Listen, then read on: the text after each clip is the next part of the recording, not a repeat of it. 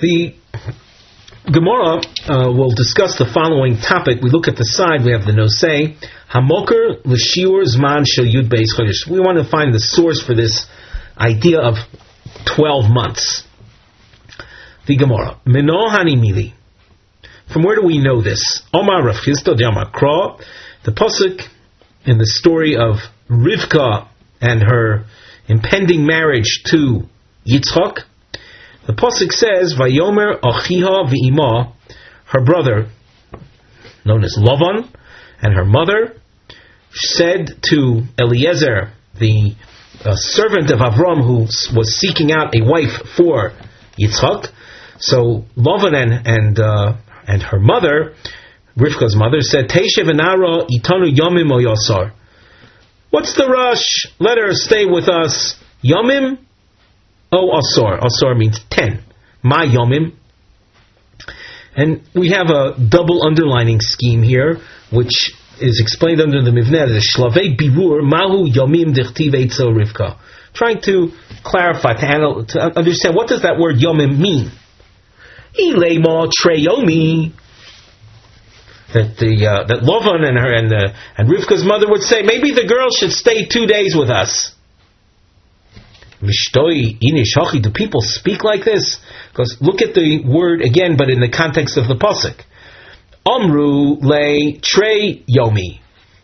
They said to Eliezer, maybe she should stay with us 2 days. Amar lo, and he responded, no, we've got to go. Amru le asor yomi. Would they go on then to suggest, after he rejected the suggestion of her staying 2 days, well, maybe she should stay with us 10 days. So not even 2 days. Now you're trying to elongate, to extend the period, which was already, even the shorter period was rejected. Certainly he's not going to accept such a suggestion of let her stay 10 days.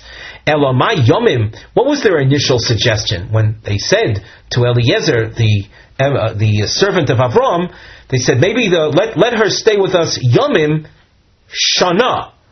Maybe, listen, what's the rush? You don't have to take her so quickly back to Avram and to his son Yitzchak.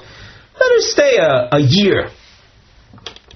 Tichtiv, and this is where we see our source. Tichtiv, Yomim Tiagula. So we see in another context the word Yomim in Sefer Vayikra, where it refers to a totally unrelated topic, but you see the word Yomim, a reference to a year. So in that pasuk, Yomim Tiagula, so we know that Yomim means a year. The Gemara asks, Ve'ema Chodesh, Dechtiv, Ad Chodesh Yomim. Here you see the word Yomim together with Chodesh. And this could make sense, that they said to Eliezer Eved Avram, who wanted to take Rivka back with him, they said to him, maybe she should stay Yomim, a month. And he said no. So at least 10 days. That's reasonable. That's a normal way to conduct a conversation with suggestions. So the Gemara rejects this. Amri, donin yomim stam mi yomim stam. When I have to evaluate what the word yomim in the pasuk with Rivka, it was the word yomim without any other word attached to it. So I have to find another source like that. And that's the source in Vayikra Perek Chafei, Yomim Tiagulaso, which meant a year. And that's what the Gemara means, what Donin Yomim Stam. Yomim Stam, Stam means the word Yomim by itself, without something attached to it. V'ein Donin Yomim Stam, Mi Yomim Shinem Behen Chodesh. But I'm not going to decipher the pasuk by Rivka, where you had the word Yomim alone, from a pasuk where the word Yomim is in a compound expression, Chodesh Yomim. So that's why this last suggestion is not accepted, and we will stick with the word Yomim, meaning a year. And you see there that when in anticipation of a marriage, as was the case with Rivka, that it's a reasonable thing to suggest that a woman should wait a year before the nisuin. actuality in the case of Eliezer and Rivka. So it seems that things were hastened. But as far as an acceptable type practice, you see that a year is learned from Rivka. Before we continue, we glance at the side. We have a nosei topic heading: Be'inyan kvias nisuin liktana k'shetigdal. We're going to refer to a case of setting, we'll say a wedding, setting a time, a date for the consummation of a wedding for a young girl, for a minor, when she will become a gedola, when she become an adult. The Gemara. Amar Rabbi Zera, Tana, Ktana beinhi uvein ovia yechilim le'akev.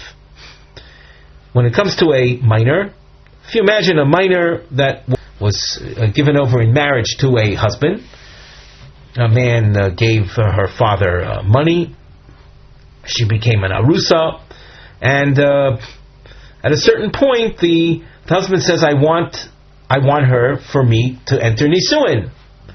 So this Tanaic source says whether it be the girl or her father, they can resist and say no nisuin until she becomes a gedola, until she becomes an adult. An adult means 12 years of age.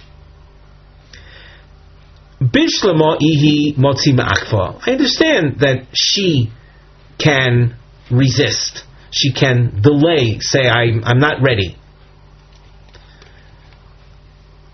And by the way, when you're dealing with the katana, it could be she's quite young. And so we're talking about this a resisting period is going to last more than 12 months. Her ability to be ma'akev, that makes sense, elavia.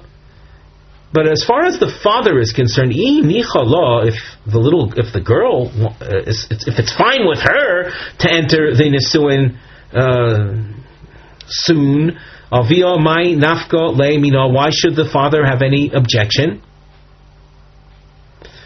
The Gemara answers, Sovar, the father figures, Hashta lo yada.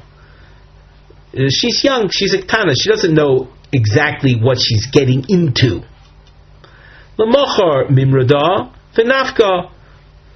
The father just imagines her this ktana, this minor, entering a consummated marriage, consummating her marriage, and then she's living with the husband, and he has all kinds of expectations and possibly demands, and then she finds she can't handle it, and then she'll leave him. And what's going to happen when she leaves him? The little girl is going to come running back to me, says the father. The asya v'naflo ilvoy. She'll then come to me and expect me to take care of her. But more than that, we take a look at Rashi on the third line from the top. Mimrada v'nafka timra b'vala shel tucha lizbo. She'll rebel against her husband and she can't handle it. And she'll come back to live with me until she becomes an adult. And then I'm going to have to prepare new tachshitim, cosmetics and jewelry, in anticipation of her marriage. So that's why a father would want to, even though the girl says it doesn't seem to mind, but the father will say, listen, we're going to hold off on your nisuin until you become a gedola. We continue in the Gemara. Omar Rabbi Abba bar Levi, Ein poiskin al haktana la'asiya kashi katana. Poskin means we don't make arrangements regarding a minor to have her enter nisuin as a minor. Aval poiskin al haktana la'asiya kashi gedola. Let's take a look at Rashi on the first narrow line. Aval poiskin v'dafka below kiddushin. We're talking when Rabbi Abba bar Levi is telling us that we are poskin, we make arrangements for the ketana and decide when she will enter Nisuin as a Gedola, that we can do. Rashi adds that's this is predicated on a arrangement making without Kiddushin. Avol Kiddushin bekatnus lo. We're not in favor of Kiddushin, even though it's a halacha that's on the books. We're not in favor of it, of having Kiddushin as a Ketana. Ad shetigdal, formal Kiddushin, should not take place until she becomes an adult, means reaches 12 years of age. V'toimar b'floini ani roitze, and she would declare, I want to marry so-and-so. So the Gemara continues and says, Pshita, is it not obvious that you can make arrangements regarding your daughter as a minor in anticipation of having her enter Nisuin as a Gedola? Like, what's wrong with that? Why do I have to be told something that's so obvious? So Ma'u detemo lechush dilma ma'ayla pachda mehashta v'cholsha. That if you're talking now about the wedding of the little girl, that's going to be the source of fear, of pachad is generally speaking fear of we'll call it psychological distress from this point that will weaken her. Komash malon, you don't have to worry about that. In other words, it's not going to be a factor. There might be a certain level of stress, but it's not something that will really cause her to become weak. Omar Rav Huna, Bogra yoim echad v'niskatsha noisnin lo shloishim yoim ke'almona.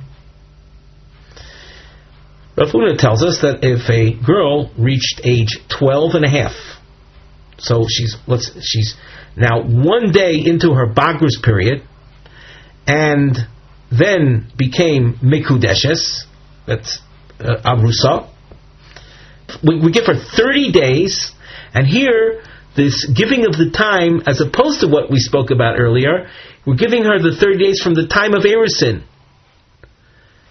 When we spoke about the 12 months earlier, it wasn't 12 months from the time of Erusin, it was 12 months from the time that the husband sought her out to enter Nisuin. But regarding this case, this is a different case. She's reached adulthood of Bagrus, 12 and a half, and she enters Bagrus 1 day into Bagrus, and then becomes Mikudeshes. She has 30 days during which to get herself all together. The assumption is that since she reached Bagrus before getting before entering Kiddushin, she probably prepared her stuff already.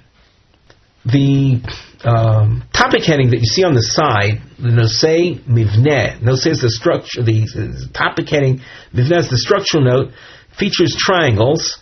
You can see if you scan ahead of the Gemara, you'll see a few triangles. Kushos al dino she Rav Huna. We're going to be raising questions on Rav Huna. Diomar bogro yom echad v'niskatsha noisim lo rak shloishim yom kalmona. We give her only 30 days, as we would a woman who was entering a second marriage. Here we're not talking about a woman entering a second marriage, but we're treating her that way as far as this time frame is concerned. We spoke about the time frame during which, after which she'll be able to demand her support from the husband.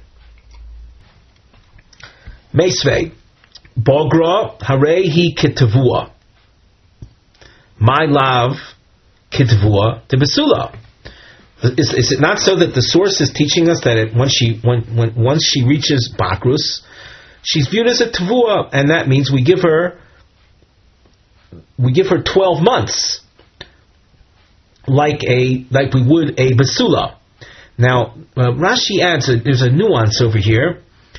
The basula, Rashi says Shnei Mosar Chodesh Mishas Erusin, 12 months from the time of Erusin. Well, whatever is, you can see it's not the same as Rav Huna. Rav Huna spoke about 30 days. Here you see 12 months. Lo, Ketvua the Almona. So the Gemara says when this Tanaic source says Boger, she's like a Tvua, it means like a Tvua as an almona. Tvua means she's sought out by the husband to enter nisuin. She gets 30 days like we give to an almona. Toshma boigeres sheshoaso shnemos chodesh. Rabbi Lezer Omer hayol v'chayav bailo b'mizaneseo yofer. Now, yofer is not really the focus of our discussion, but that has to do with a husband's rights to annul vows taken by his wife. And in this context, we're talking about the husband being able to annul her vows without partnering with the father. Something that is, the idea of partnering with the father is something that we find by a na'ara who had taken vows, and she's a na'ara that's mureses. But here we're talking about a bogeres, and it mentions the bogeres having stayed a bogeres for 12 months. In other words, after which since we say after 12 months the husband is chayav, is chayav to support her, that gives him the right, therefore, to be the annuller, the exclusive annuller of her vows. But what do we see for our purposes here? We see that there's a 12-month period of time that the bogeres receives, only after which does the husband have to support her. What did Rav Huna say? Rav Huna said, if you're talking about a bogeres, she gets 30 days. After 30 days, she's supported by her husband. Here you see, after 12 months. The Gemara responds, Ema bogeres v'sheshoaso shnemos chodesh. Rabbi Lezer Omer hayol bailo chayav mezuzah yofer. Two separate cases. Bogeres after 30 days. A girl who was a nara unto whom we give 12 months after her 12 months. But we're not talking about 12 months given to a bogeres. Two separate things. And with that we defend Rav Huna. We continue. Toshma. We have another source. In this source you see there's a dashed underlined section. And if you skip ahead just to that, you can see this source will be a very strong kasha on Rav Huna. The dashed underlined section says, Bogro yoim echad v'niskacha noislim lo shnei mosor chodesh. Well, that means that a girl who enters Bagrus, one day into Bagrus, and then receives Kiddushin, she gets 12 months. That's clearly not like Rav Huna. Now let's go over the whole source. Toshma, Hama'aris is Hapsula, a person who offered money in exchange for her marriage. Bein Shetova Haba Vima Keves, whether it be a case where he seeks her out to enter Nisuan and she resists. Ubein Shetova Hi Ubal Ma'akev, or she sought out Nisuan and he delays. Noislim Lo Shnemos Chodesh Mishas Tviya, Avalo Mishas Erusin. We give 12 months from the time of the seeking out, the request to enter Nisuin, but not from the actual time of the Erusin. So from the time of the Erusin until the point in time she can start demanding her support from him could be longer than 12 months. Ubogra harehi ketavua. Ketzad. Bogra yoim echad v'niskacha noisnim lo shneim osor chodesh. This, by the way, when the source says Bogra Harehi Ketvua, this is reminiscent of what we saw before. At that point it was presented as a Havamina, but here we see it's actually the way we learn it, where we thought that Bogra Harehi Ketvua meant like a Tvua of a Basula who gets 12 months, and in fact that's what we say over here. So the source ends off by saying Ularusa Shloishim Yom. That's a phrase that will be discussed shortly in the Gemara. But anyway, from this source we can say Tufta to Rav Huna, Tufta.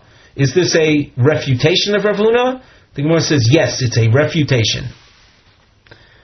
My Ularusa Shloishim Yom, Omar Papa Hachi Komar. Bogeres She'avru Oleo Shneim Osor Chodesh Bebagrus. Here's a girl that is basically 13 and a half years of age. she entered Bagrus, that's at 12 and a half, and then 12 months passed in Bagrus, that makes her 13 and a half. V'niskatsha, now she receives Kiddushin. Noisnim lo shloishim yoim kalmona. She gets 30 days during which we say she gets her tachshitim together from the time of Erusin, after which she would then be able to receive support from the husband. Kalmona, the same way, the same time period we give to an almona. Higiyazman veloy nisu. We see marking-wise diamonds, Ula, and later Rav Shmuel Bar Yehuda. We're referring to the comment made in the Mishnah that if the allotted time period comes and they still didn't enter Nisuin, so according to the Mishnah Rishona, so at that point she can demand her food support from the husband. The diamonds are featured on the side under the Nosei Mivneh heading. Shtei shitois betam sharusa eina oicheles betruma. We'll see two explanations as to why an arusa who is marrying a Kohen does not eat truma. Even though from a strictly Torah level, a purely Torah level understanding, the pasuk says that which a Kohen acquires in exchange for money, if a Kohen buys a slave, if he offers money to a woman in exchange for her marriage, that's called kinyan kaspoi. At that point, she's entitled to eat truma. That's on the Torah level, but practically we don't allow. One reason, shemo yimzagu. Second reason, simpon. Let's mention these reasons before we go into the Gemara text. If we were to look at things on a purely doraisa level, the day she receives money in exchange for her agreeing to marry, the husband would start giving her truma. Imagine he gives her a bottle of truma wine. Well, so she starts drinking some truma wine. She's from a house of non-kohanim. She might, shemo yimzgu, she might have a cup of wine poured while she's home, and share the wine with her brothers, with her father, with her sisters. It's all in the family. But they're not kohanim. They're not entitled to eat from it. So that's a problem. Another problem we'll see later. It's called simpon. Imagine the man offers a woman money in exchange for marriage, and she accepts the money. Doraisa, she can eat. But midrabanan, we say no. You know why? When the couple eventually gets together to live together as husband and wife in intimacy, he might discover some bodily defects or blemishes that for him are repulsive. They're unacceptable, and the husband will say, "Wow, I didn't know about this. This is all one big mistake." We would call that then a mekachtos, and the deal is off. Retroactively, the deal is off, and she was never married to him. What about the truma she was eating in the interim? Well, that's a big mistake then, a big sin. So we say, since that is a possibility, the blemish, simpon literally is a reference to something that undoes, that annuls something, that voids something. So that because of this potential of marriage annulment, because of the blemish, then it wouldn't be a good idea for her to have eaten the truma in the interim. She's not any longer viewed as having been associated with a Kohen. Now the Gemara. Omar Ula. Davar Torah Arusa Bas Yisrael Echelis Betruma. From the Torah standpoint, once a girl, non-Kohen family, receives money in exchange for her agreeing to marry, that's called Erusin. She's entitled to eat Truma. Shenemar V'kayin Ki Yikne Nefesh Kinyan Kaspoi. V'hai Nami kinyan kaspohu. The pasuk makes reference to the Kohen upon his entering a kinyan relationship. Kinyan can loosely be translated an acquisition, a bonding. We talk about acquiring slaves, acquiring a wife, which would have to do with bonding with the wife in a legal marital arrangement. Once that is accomplished, so the Kohen thereby entitles the individual with whom he bonded to eat truma. So the arusa is a kinyan kaspo.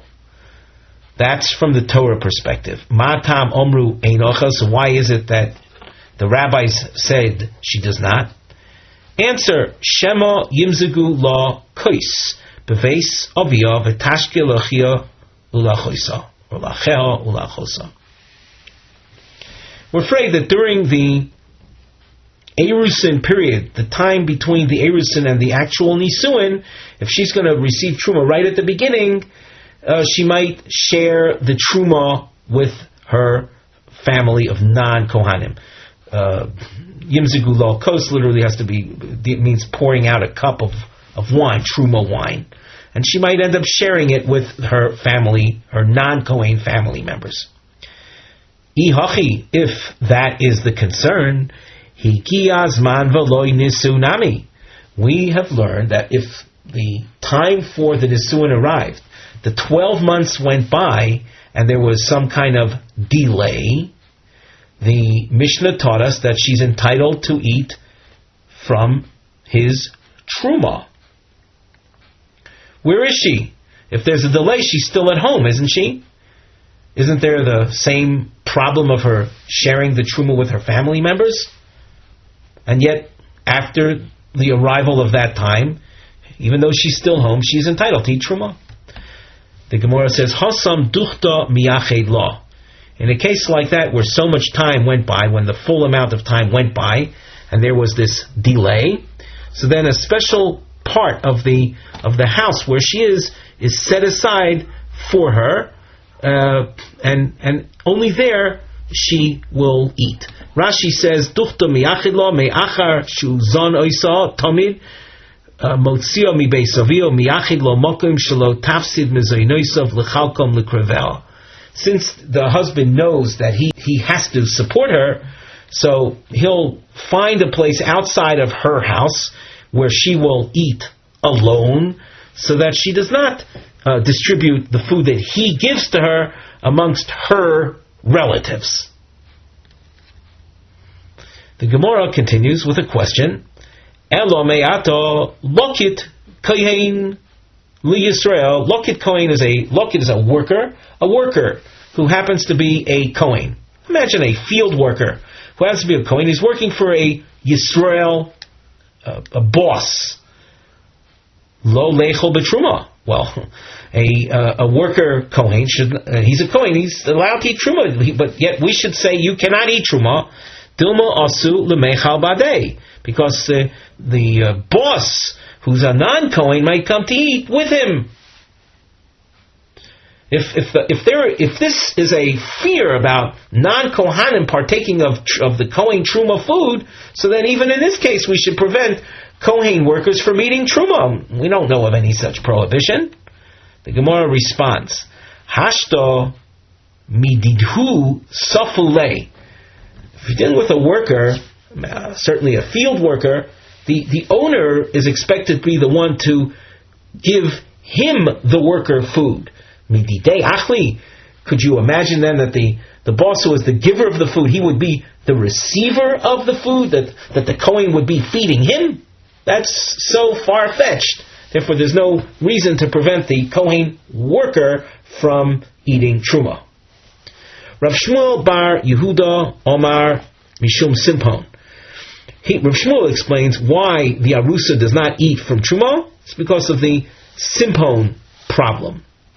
What's the Simpon problem? We mentioned before that after from the time of Nisuin, he might discover that she has some type of blemish that makes her so undesirable in his eyes that he'll call the whole thing off.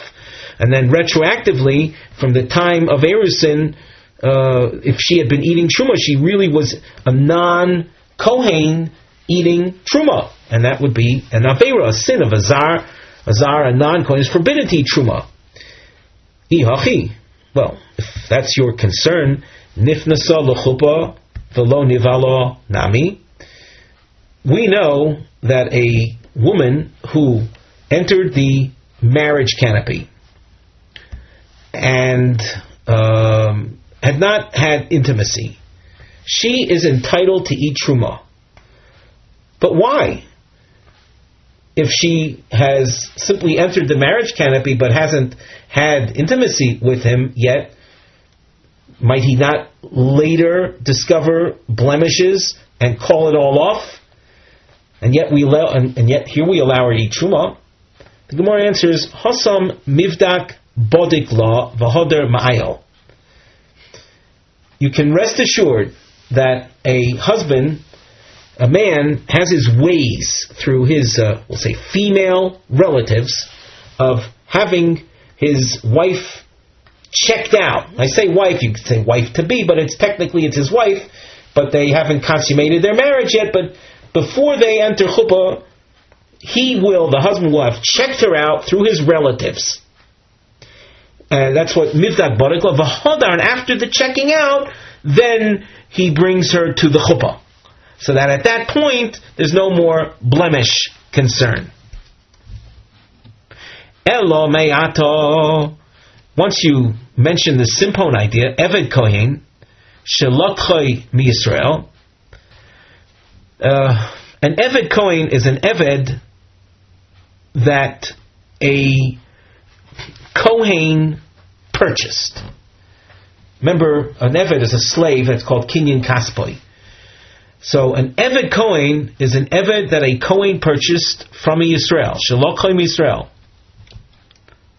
Lo lechol betruma mishum simpon. We shouldn't entitle the Eved that was purchased by the Kohen to partake of truma. Yet we know he does, but might not there be a problem of a simpon? Might the owner, might he not discover something that will cancel the purchase, the acquisition? The Gemara says simpon ba'avodim leka. The issue of simpon coming along and being mevatel the mekach of voiding the deal, it's not something that exists. And now the Gemara goes through point by point, why simpon is not an issue by avodim. The idavroi, if you're talking about some type of external blemish, the Kohen who bought him saw it. He saw it and he bought him and bought him anyway, so that it can't be a basis of a claim of undoing the deal. If it's some type of internal sub-clothing blemish,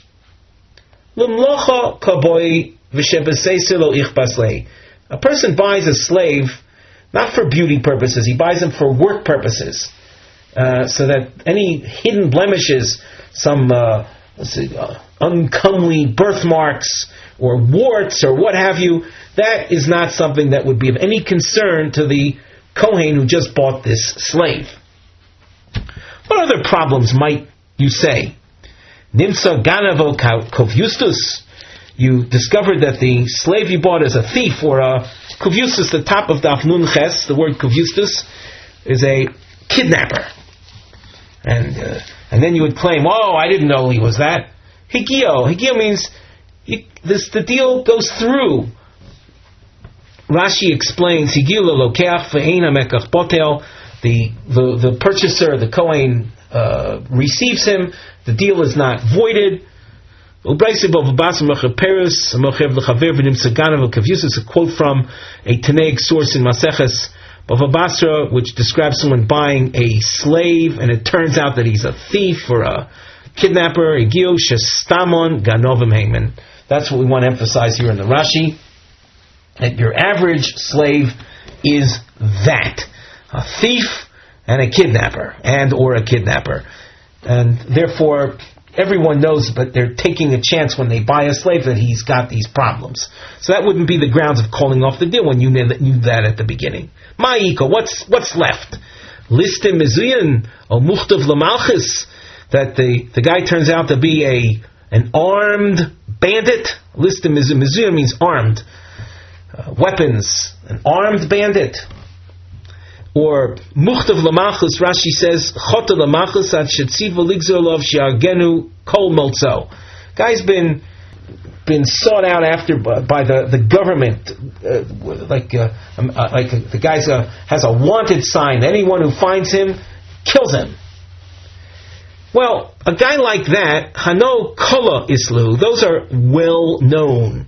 And if you bought a guy like that, that's a listim museum or a muchtav lamalchus, then you must have agreed anyway. The Gemara asks Michti, Bein lamar ubein lamar lo ochla. Whether you follow Ula's approach or Rav Shmuel's approach, the Arusa is not going to be eating from the Truma. My binaya, what difference is there in this analysis? We have the analysis she might pour wine for her non-Kohen family, or the discovery of a mum. What difference would there be in these two reasons? Iko binayo, the difference would arise in one of these, in these different cases, kibel or mosar v'holach. And Rashi spells all of these out. Looking at Rashi on the second narrow line, kibel mosar v'holach, kibel alov bal es hamumen. Imagine a man accepts upon himself, I don't care what I discover under her clothing, it's all fine with me, I'm willing to accept it. So, if that's the case, l'simpon lekol mechash. If the whole reason for the arusa not to eat from the truma is gosa simpon, in this case, he was makabel on himself. Whatever simpon he would discover, she'll still be his wife. So you can give her truma right after the erusin. But according to the opinion from Shmuel, who says that, I should say, according to the opinion of Ula, where he might feed, or she might share her truma food with her family, as Ula said, that still is a problem. So the fact that the husband was makabel alav the mumin isn't going to solve the problem if your chashash, if your concern is shema tashke. Rashi continues, Mosar ho'av l'shluchei baal o sheholchu shluchei av im shluchei baal. If the girl, the arusa, was given over by her father to agents, emissaries of the husband, to take her to her husband, or father's emissaries went with her, left the father's house, en route to the husband's house. Well, if that's the situation, they're en route to the husband,